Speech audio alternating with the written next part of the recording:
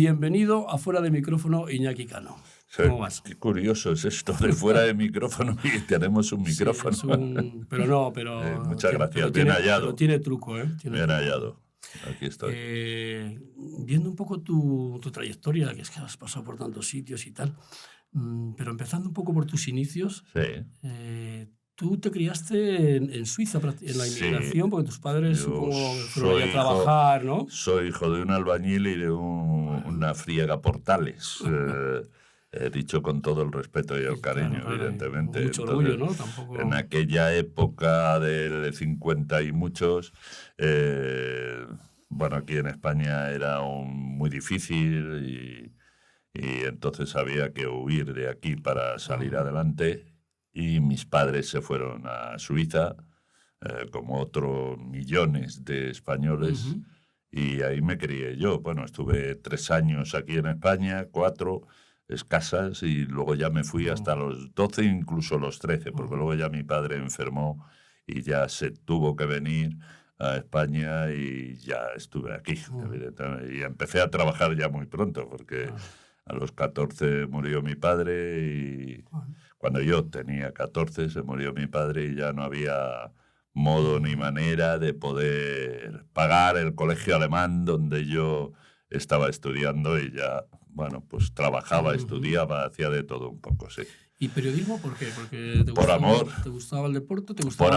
Por amor y no precisamente al periodismo entonces, sino por amor a mi mujer. Porque vi a mi mujer y dije, o me pongo a hacer lo que hay. Ella es magisterio, filosofía y periodismo. Y dije, para aquí yo me pongo, porque anda que no hay buitre por aquí sobrevolando el tejado. Así que eso es... Por eso empecé. Bueno, siempre me había gustado, siempre he sido artista, entre comillas, lo de artista, porque yo en Buenaventura, que es el pueblo de mis padres y que también se han portado conmigo, en las fiestas del pueblo en el verano, yo siempre subía y me cantaba un par de canciones, o sea que me ha gustado mucho.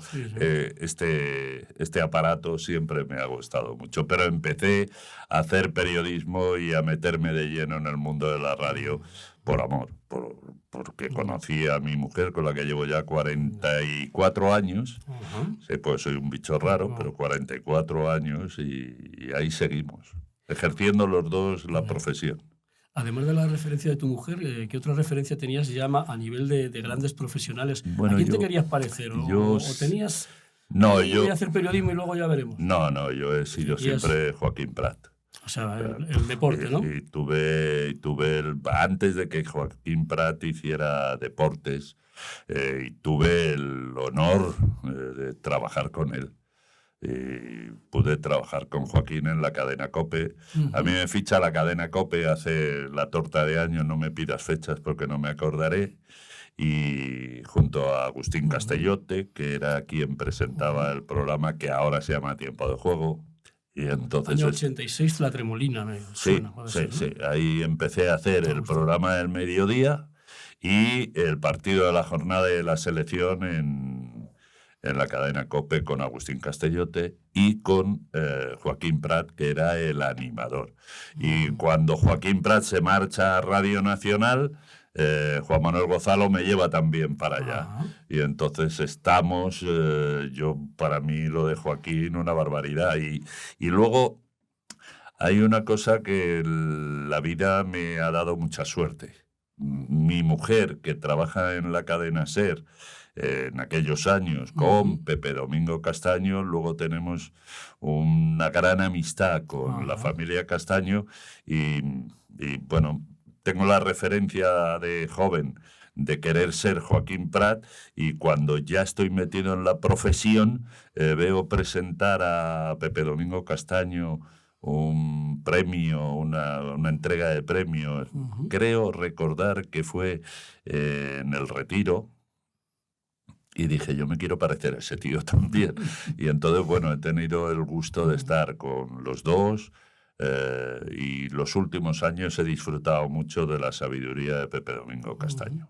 Los dos tienen algo en común, que son gente muy vitalista, eran gente muy vitalista, eran gente siempre queriendo hacer cosas. Eran inagotables al desaliento. Amigos de sus amigos, ¿no? Muy amigos. Yo lo de Pepe me ha dejado a mí un gran vacío.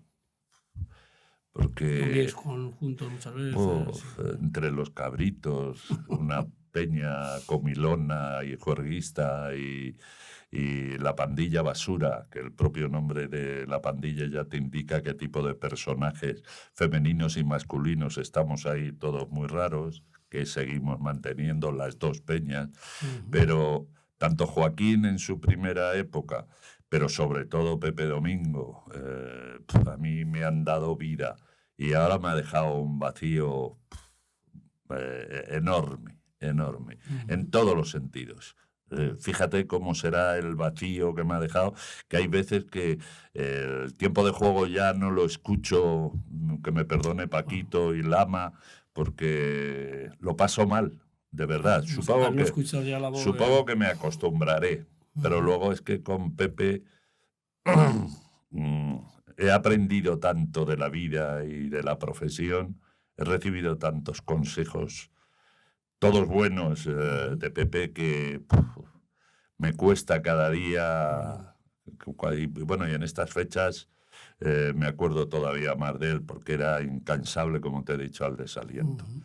Pero la vida es así, de injusta, de mala, y te lleva por esos caminos, y hay que seguir intentando imitarle. Por lo menos, ya que profesionalmente no se puede, por lo menos en los tiempos de juerga. Hay que ser... En aquellos años de Radio Nacional, Radio Gaceta, Tablero Deportivo, luego las retransmisiones del fútbol en Televisión Española, cuando Televisión Española tenía el fútbol al pie del campo, digamos que fueron una época... iba a decir, no sé si el adjetivo si quieres lo pones tú, pero una época dulce en la que eso no volverá a suceder. Iñaki Cano era un personaje muy popular, ¿no? Sí, bueno, yo he sido siempre un tipo muy cercano y tú me has conocido cuando era estrella de la radio. Entonces, y lo digo con toda la ironía del mundo, yo he sido siempre un tipo muy cercano, porque sé de dónde vengo, y eso siempre hay que recordarlo, de dónde vienes, porque puedes volver. Poner los pies en el suelo, ¿no? Y salir de donde vienes, se sale bien, Pues maravilloso. Ahora, volver al punto de partida cuesta, y el que diga lo contrario miente. Cuando tú has entrado en un bar y se han girado todas las cabezas, y hombre, Iñaki, tal... Cuando entras y ahora se giran algunos, ese estaba, me parece, y ya te confunden. Y dices, ese es Iñaki Guas. ¿Qué cambió, no? Entonces, todo eso es muy complicado. Pero sí, es verdad que yo tuve una época de muchos años. Hombre, yo viví una época, lo más triste que viví fue que la selección española, en mi época, cuando yo estaba ahí, no ganábamos nada. Luego sí he estado, pero no estaba en televisión cuando han ganado las 2 Eurocopas. El Mundial he estado, porque estaba trabajando para otros medios.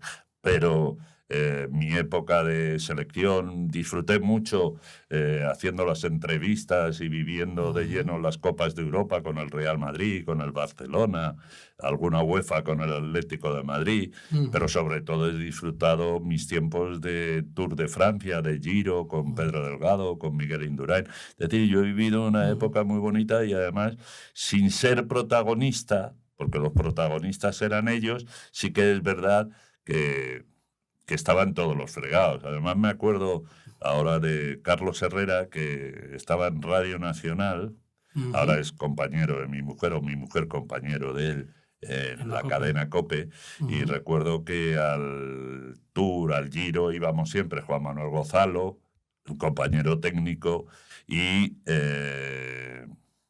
íbamos José Miguel Ortega de Valladolid e Iñaki Cano, que éramos los que íbamos entrando en los boletines. Y Carlos Herrera nos puso el apodo de la pareja del arte, Ortega-Cano. Y entonces, bueno, pues se hizo muy popular aquella época de Radio Nacional. Porque con Pedro González ya no coincidiste, ¿no? Sí, también, con Pedro. Claro. Con Pedro. O sea, luego Pedro González, ¿no? Pedro González, que sí falleció el día 1 de enero.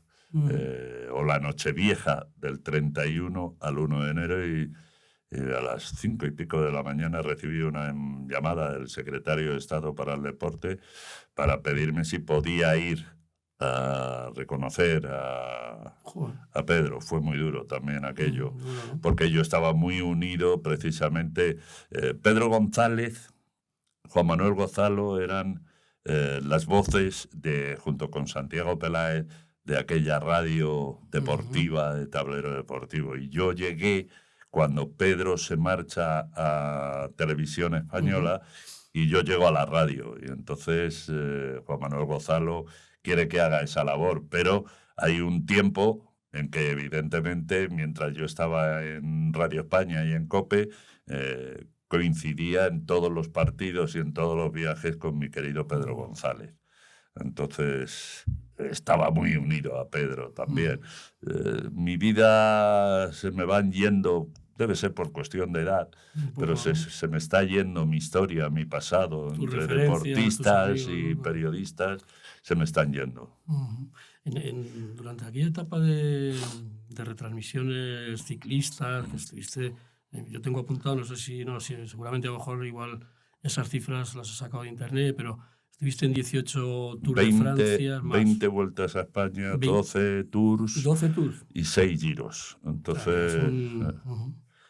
Y ahí tuviste, creo, en algún momento dado, porque, bueno, aquella cosa de que, bueno, llegaba José María García y decía, para mí, y no ahí tuvimos mismas... Pero tú no te achantaste, ¿no? Nunca más. Fíjate la vida como es. ¿Eso cómo ha quedado? Porque pues mira, de los que luego a lo mejor perdona.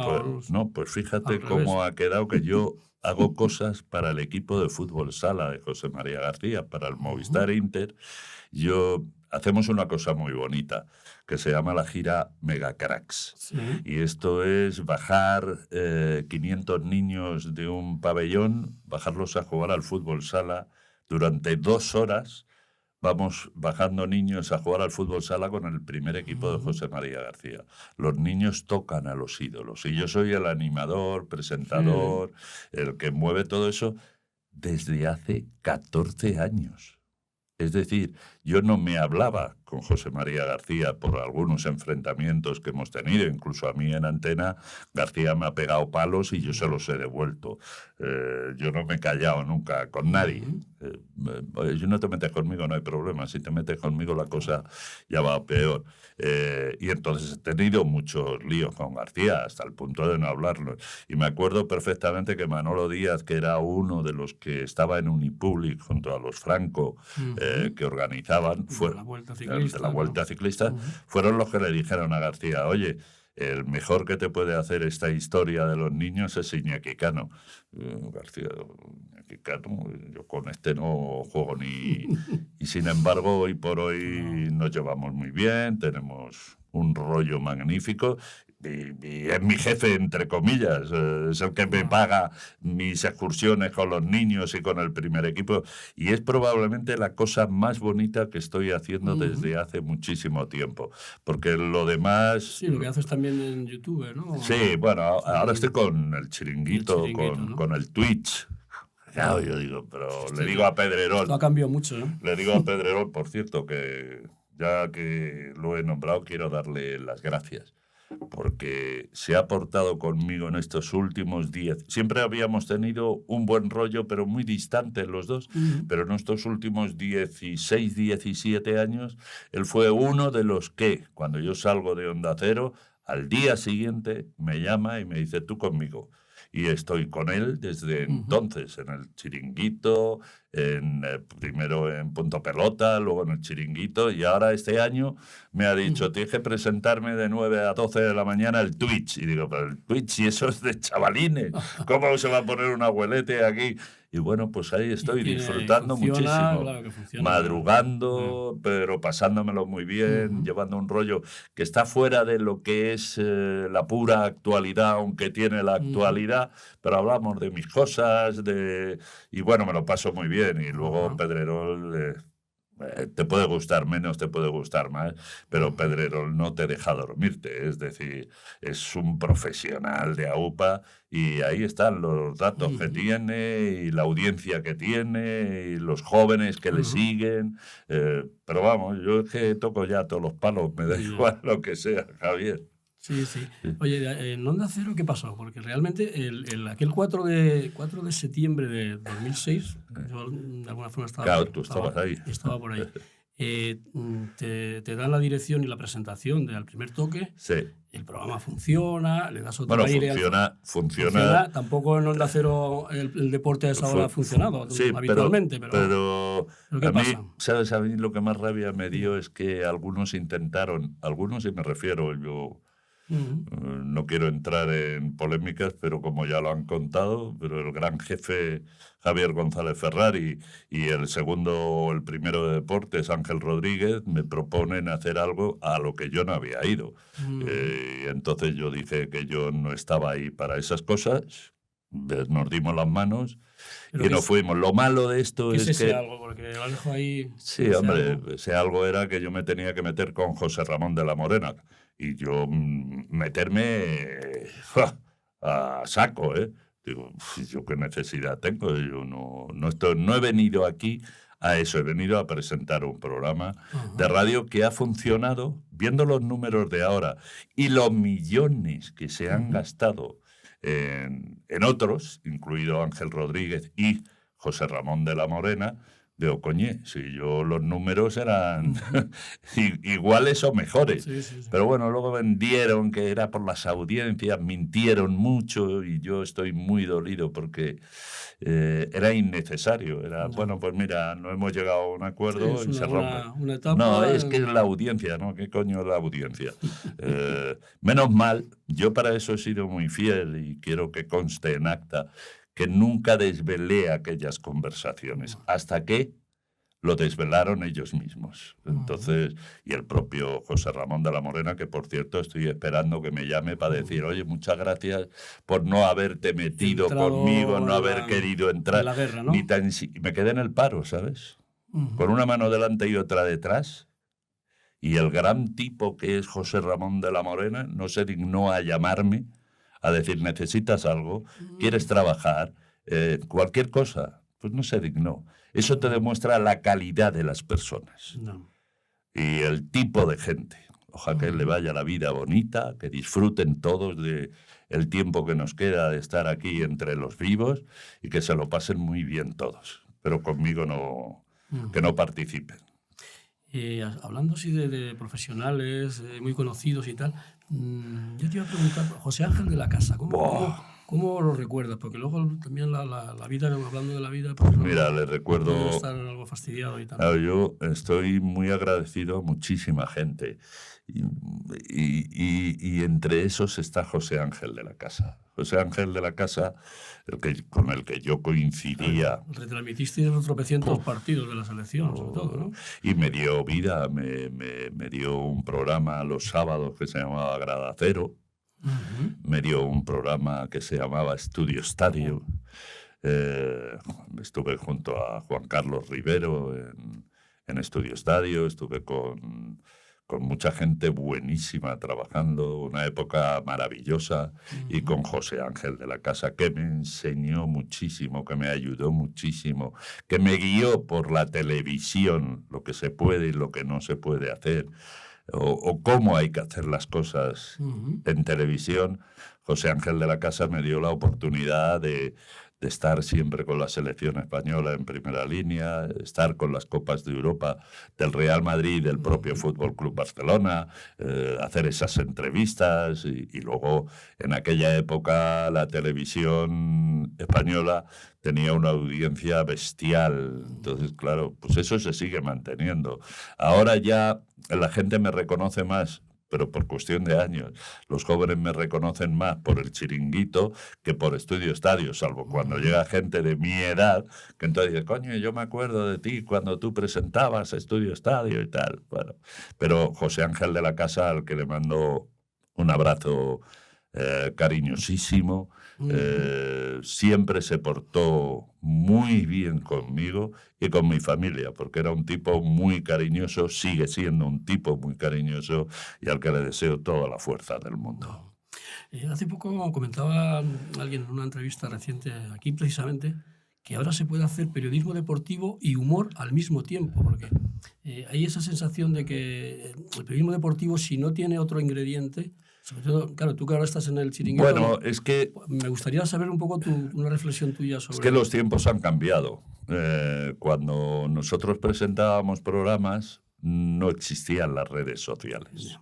Entonces la gente tenía que acudir o bien a la radio, o bien a los programas de televisión, o bien a la mañana siguiente a comprar el periódico. Todo eso ha cambiado. Todo eso ha cambiado. Ya las noticias, bueno, si es que las hay, es muy difícil. Los propios clubes, los propios deportistas tienen sus propias agencias de información, tienen sus redes sociales, y entonces es muy difícil adelantarte a todo eso. ¿Ahora qué hay? Bueno, show, información. Yo, por ejemplo, estoy en un programa que se llama El Chiringuito. Y la gente dirá, joder, bueno, pues en ese programa cada noche hay noticias. Cada día hay algo por lo que te obligue a sentarte delante del televisor a las 12 de la noche. ¿Por qué? Porque es espectáculo, porque es un show, porque es información. Y yo conozco muy pocos programas, si es que los hay, que tengan más información que tiene el Chiringuito. Empezando por el presentador, por Pedrerol, siguiendo por esa cantidad de gente joven que tiene currando en el programa y que son unos cracks y son el futuro de esta profesión. Y luego la cantidad de colaboradores de diferentes medios que aportan información constantemente. Porque los temas a debatir, los temas en los que os peleáis y tal, eso lo que lógicamente lo decide... Yo te digo que no hay un guión. Pedrerol o proponéis vosotros. No hay un guión. No hay un guión. No hay un guión por el que yo tenga que ejercer de bueno y Tomás Roncero tenga que ejercer de madridista. Coño, Tomás ya es madridista, ya no tiene que ejercer, o cualquier otro. Ahí somos lo que somos.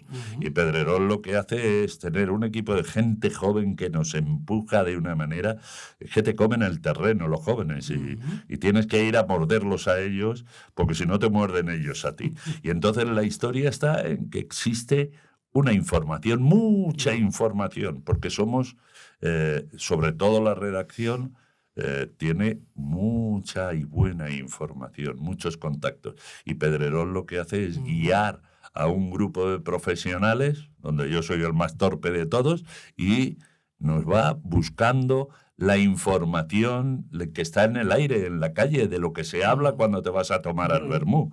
Y eso lo maneja perfectamente Pedrerol. ¿Y qué es lo que hacemos? Informar, porque hay mucha información. Y luego debatir, mucho debate y mucha pelea, y ahí no hay nada teatralizado. Somos lo que somos. Yo soy un gritón, Tomás es más blanco, Juanma Rodríguez es lo que es, Alfredo Duro es lo que es Alfredo, que tú bien conoces de los tiempos de radio, y Pedrerol, que es una bestia de la información. Y esto funciona así, y es un modelo de programa que funciona y funciona muy bien. Tú también estuviste en lo que digamos que fue el preámbulo de lo que luego sería el Chiringuito claro, en Intereconomía. En Intereconomía, claro. Punto Pelota, ¿no? Punto Pelota, que se llamaba, efectivamente. Sí. Ahí empezó Pedrerol. Sí. Punto Pelota empieza en la radio. Y de ahí se traslada a la televisión.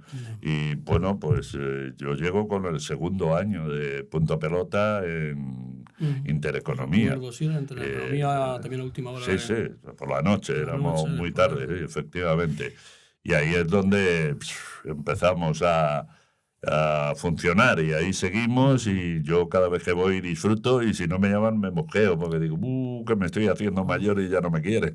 ¿A ti te parece, que es no sé, llevar la camiseta de un equipo de fútbol y decir hoy en plural, nosotros hemos jugado mejor, hemos hecho... Bueno, eso antes, yo creo que con tus comienzos... Bueno, los antiguos... Los antiguos... Aunque tuvieras tus colores, claro. Los antiguos somos muy antiguos, entonces eso no se llevaba, efectivamente.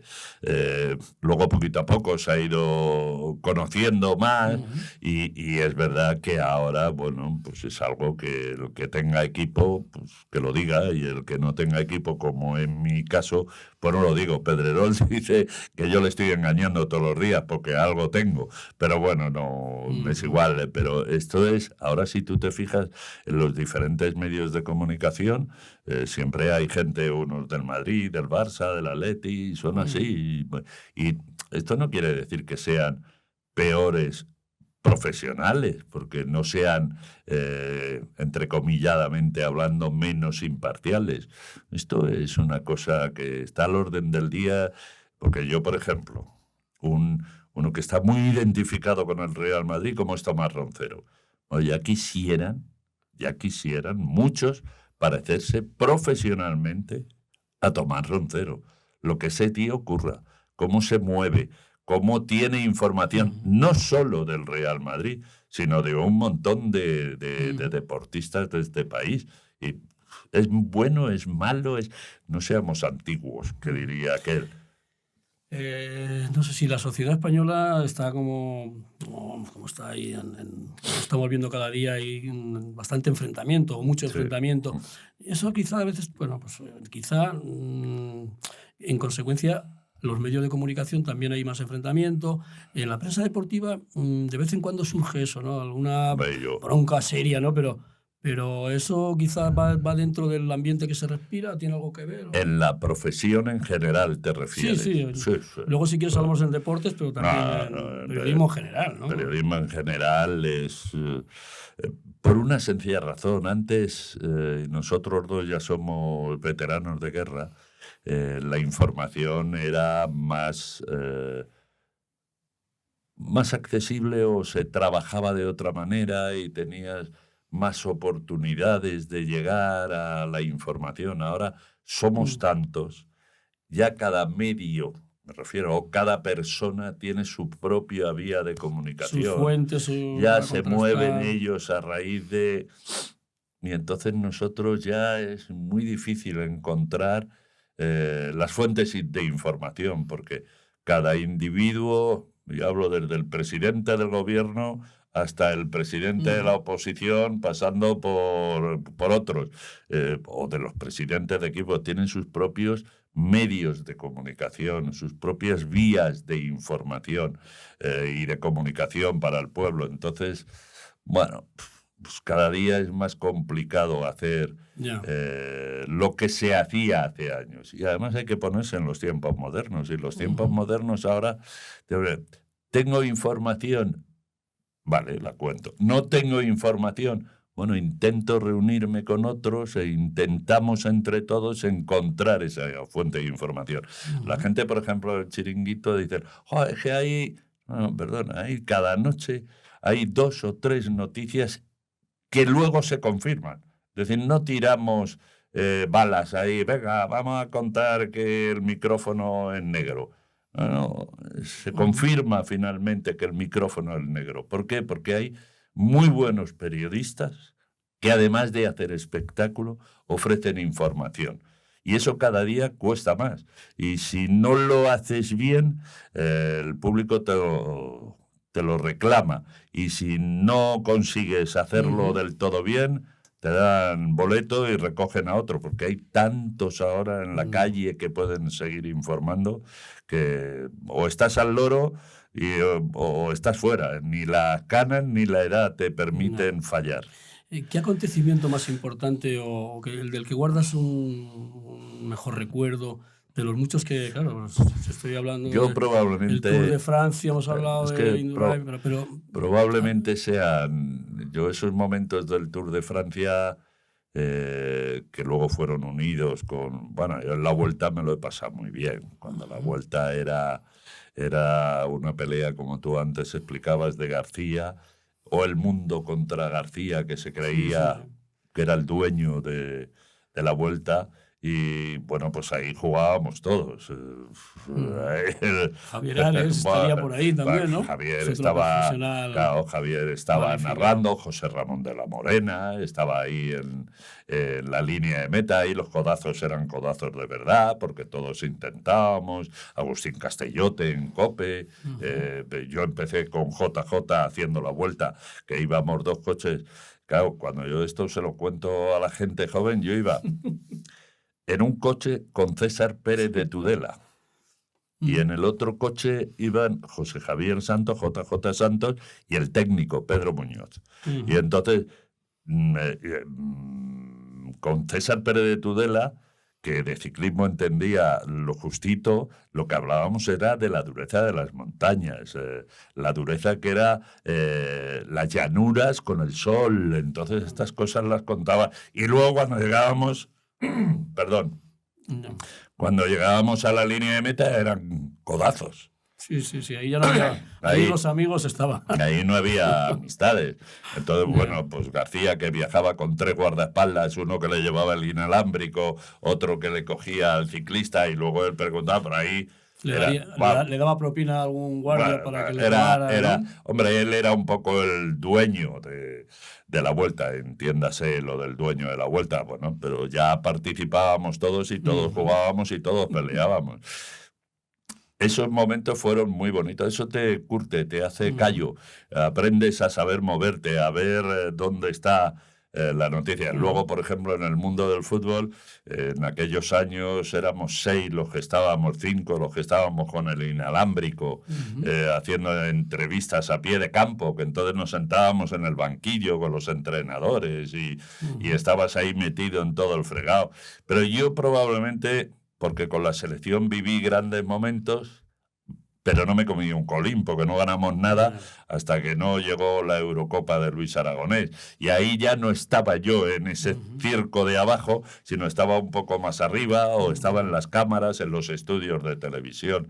Pero en el Tour sí, en el Giro también, y en la Vuelta también. Y, hombre, yo siempre cuento con orgullo que yo viví la victoria de Pedro Delgado y los 5 Tours de Miguel Indurain. Y luego gané otros. Y digo gané porque estaba allí, siempre digo lo mismo. Yo he ganado la Copa Europa con el Barça y con el Madrid, he ganado alguna UEFA con el Sevilla y con el Atlético de Madrid, pero he ganado también muchos Tours y muchas vueltas y muchos giros.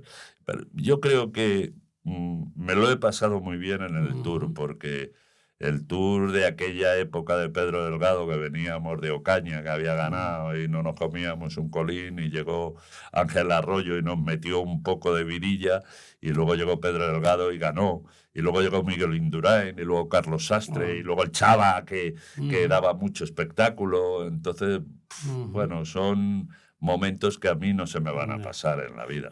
Has vivido, claro, además la época dorada del deporte español. Sí. De una manera directa, luego un poco menos directa, pero también, ¿no?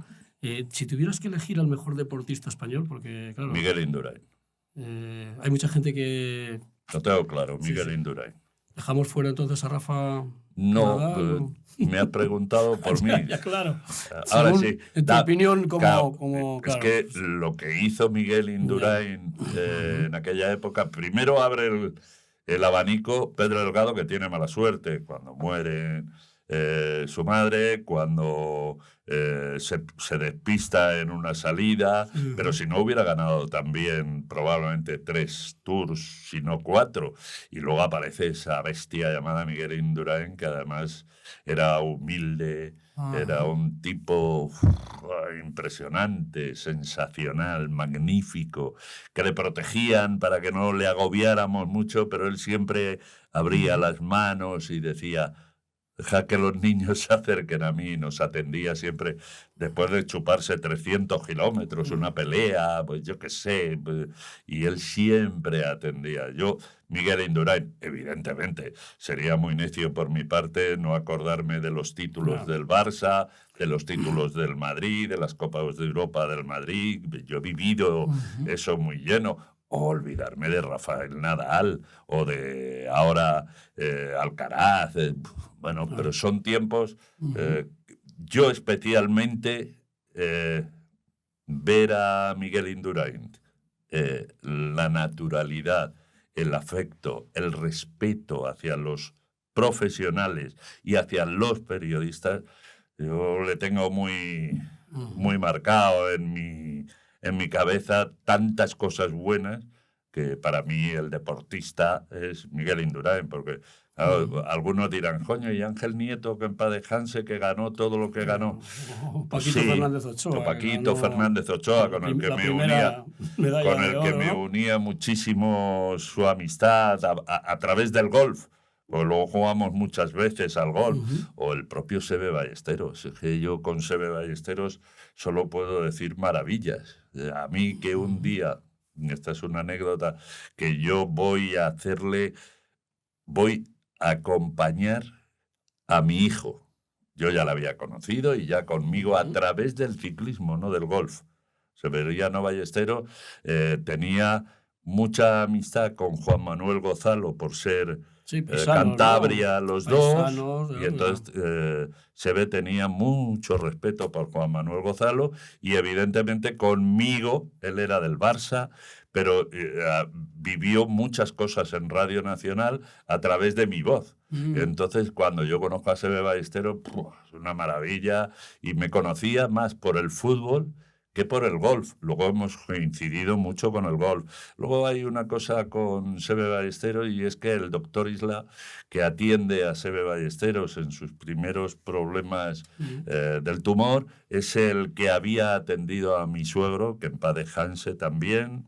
Y bueno, a través de ese vínculo nos hicimos todavía más cercanos. Pero cuando yo había dejado de ver a Seve durante un tiempo por cuestiones de trabajo, cuando mi hijo uno de mis hijos, empieza a hacer información de golf, bueno, pues lo primero que hace Seve es darle un abrazo a mi hijo y decir, espero que seas tan bueno como tu padre profesionalmente hablando. Mi hijo se queda, ya iba con miedo, pero terminó, porque era juvenil. Entonces, bueno, hay deportistas en este país que son ejemplo, como tú has dicho, Fernández Ochoa, Seve. En el fútbol, los dos, vamos, lo que hemos vivido, ¿no? Las dos Eurocopas, el Mundial. Si tuvieras, porque claro, son quizá dos personalidades diferentes, ¿no? Luis Aragonés, Vicente del Bosque, tú los has conocido a los dos. ¿No? ¿Quién tuvo, como jugadores. ¿Quién tuvo más mérito? Porque se habla de que el equipo que deja Luis Aragonés es el que permite, ¿no? Yo creo que Del Bosque, al no estropear lo que había hecho Luis Aragonés. Luis Aragonés, que por algo le llaman el sabio Hortaleza, era la hostia. Perdón. Tienes que tener una cantidad de anécdotas, ¿no? De él, Luis cuando se carreaba, ¿no? Luis, mira, yo tengo una con él. Cuando estaba en el estadio Vicente Calderón en una conferencia de prensa, yo estaba en Alcobendas, en una emisora que se llamaba Radio Estudio. Y entonces me dice, Luis, ¿tú? Y yo le digo, ¿de dónde vengo? Y dice, ¿y eso se escucha? Y luego hemos viajado mucho en vagón Leeds, que los jóvenes no sabrán lo que era, los coches Jama. Entonces no había tantos vuelos charter, nada, había vagón Leeds. Sí, las concentraciones eran y viajabas de noche en el tren para llegar a Almería a un partido. Y ahí, bueno, jugábamos a las cartas, tomábamos vinos, hablábamos de la familia, y había mucha unión. Y Luis Aragonés, cuando coge a la selección española y la convierte, desde el 64 no nos habíamos comido un colín, y gana la Eurocopa, y luego sale como sale de la selección española. El que viniese después lo tenía que hacer muy bien, porque claro, aquí a nivel, el fútbol es el deporte rey, pero lo ganaba el Real Madrid, no lo ganaba ninguno más. Luego llegó un Barcelona de Guardiola y de Rijkaard que empezó a ganar, pero eso lo ganaba, y la selección no ganaba nada. Ganó aquella Eurocopa que fue la leche, y había que ser muy bueno para no estropearlo. Y eso lo hizo Vicente del Bosque. No estropeó lo que había empezado a edificar Luis Aragonés, ¿no? Y con una calma bárbara manejó aquellas estrellas del fútbol, metió a otras estrellas nuevas, hizo aquello tan grande que fue campeón del mundo. Yo ni en mis mejores tiempos en Suiza, cuando estaba con mi padre, que veíamos... ¿no? Yo vi ganar al Madrid en Suiza, la Copa de Europa en el 66, vi ganar en el 64 la Eurocopa a España, y vamos, yo ni soñaba con eso, campeón del mundo. Y por si fuera poco, otra vez campeón de Europa. Y eso no lo estropeó Vicente del Bosque, al que no se le ha respetado lo suficiente. Y aquí sí que rompo una lanza yo por Vicente del Bosque. Vicente del Bosque hizo campeón de Europa al Real Madrid. Sí. Y de Liga. Te hizo campeón de todo al Real Madrid. Y luego hizo campeón del mundo a la selección española y campeón de Europa a la selección española. Y no le han respetado como deberían haberle respetado. Incluso yo no le he respetado todo lo que deberíamos respetarle profesionalmente hablando. Y luego ya como tipo, como humano, es la leche. Y esto, yo que sí he vivido más cerca de él, yo, fíjate, a Vicente del Bosque creo que, no sé si la palabra es exacta, pero a lo mejor le he traicionado porque le conocía mucho más como persona que como entrenador y no le hemos respetado en este país como creo que deberíamos respetar a Vicente del Bosque. Porque él sí que nos ha llevado a la élite total. Campeón de Europa es en Europa, campeón del mundo es del mundo. Y eso lo hizo Vicente del Bosque. Y para ir terminando, bueno, pues la vida te da de pronto un susto, ¿no? En tu caso, bueno, ese infarto y tal. Eso después de que pasas ese momento difícil, ¿te permite luego relativizar un poco más las cosas? Sí. Disfrutar quizá además aquí estamos a veces en la pelea, somos muy peleones, ¿no? Somos unos imbéciles importantes. Sí. Porque yo hay muchas veces que hablo con mis hijos y con mi mujer, y mis hijos y mi mujer me dicen, pero Iñaki, ¿qué necesidad tienes de? Bueno, pues es que no quiero estar fuera de, quiero estar en la pomada. Porque te gusta Pero reconozco que hay cosas mucho más importantes que dar una noticia. Cuando le ves las orejas al lobo y te mueres y te resucitan, dices, a partir de ahora, mentira. Si estás metido en este fregado y la salud te lo permite, te metes más todavía. Y hay días que uno se levanta y, mira, yo ahora me despierto todas las mañanas para trabajar a las 6 de la mañana. ¡Qué necesidad! Pero es que me lo paso tan bien, lo disfruto tanto, que y tengo que estar al loro de todo porque no sea que me vaya a colar en algo, soy muy, quizá excesivamente responsable, pero claro, cuando tienes un susto de esto y ves la cara de tu mujer y de tu hijo, y yo me acuerdo de aquella... Eso fue hace ¿cuánto tiempo? Ya, pues en el 17, eras joven, ¿eh? El 15 de enero se cumplirán 6 años. Entonces, bueno, pues 7, perdona. Cuando te das cuenta de... Yo lo único que sabía decirle a mi hijo pequeño, que era el que estaba en casa, y a mi mujer era decirles lo siento, pedirles disculpas por lo que estaban viviendo en ese momento en la habitación. Y yo vi la cara de mi hijo, la cara de mi mujer, y pensaba en el mayor que estaba viniendo a casa, y lo único que quería era devolverles un poco de felicidad después de tantos años de ausencia en cumpleaños, bodas, bautizos y comuniones. Y les había fallado con ese infarto que sin embargo me ha enseñado muchas cosas en la vida. Imagino que se te pasan por la cabeza pues, historias que has vivido, que no has vivido. ¿Tú te arrepientes de haber hecho algunas cosas, de no haberlas hecho? Sí. Eso es inevitable, ¿no? Sí, eso, el que diga, no me arrepiento de nada, lo volvería a hacer. Pues no, hay cosas que uno intentaría hacerlos, por lo menos hacerlos de otra manera. Porque hay cosas que dices, joder, qué necesidad.